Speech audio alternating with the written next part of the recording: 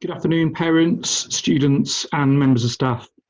I wanted to do a principals update this morning following the Prime Minister's announcement yesterday evening around the proposed phasing of coming out of lockdown.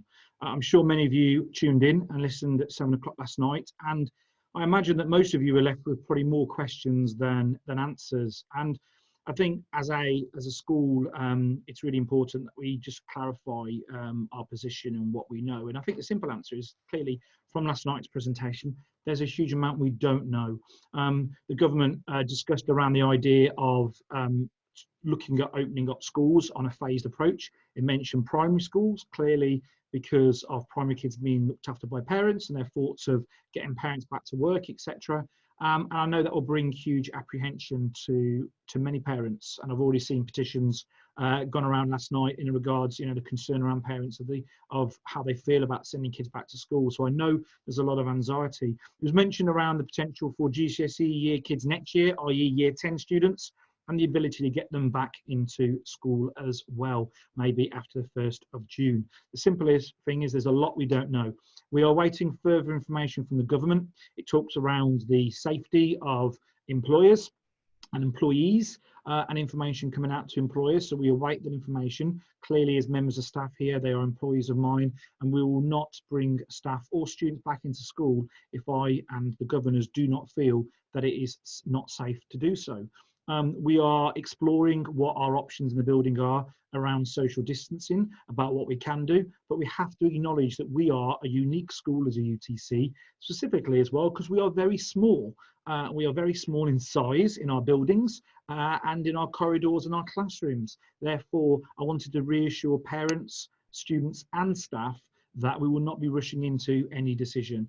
I have a business recovery and continuity team who meet and are evaluating and looking at what our options are. We'll take into account the consideration of the government and what they're put forward, and we'll also be consulting and taking into the views of parents, students and staff as well, because I think that's really important, and I'll be keeping you updated as we go along. So I apologise, this message is a bit short, saying there's not a lot we don't know, but I wanted to offer that reassurance to you, both as members of staff, as parents and students, that no decision will be rushed. It will be done very clearly, using the science and based on the information that we know. And there's a lot of questions being asked at the moment, and we'll be following that and working through and working with you.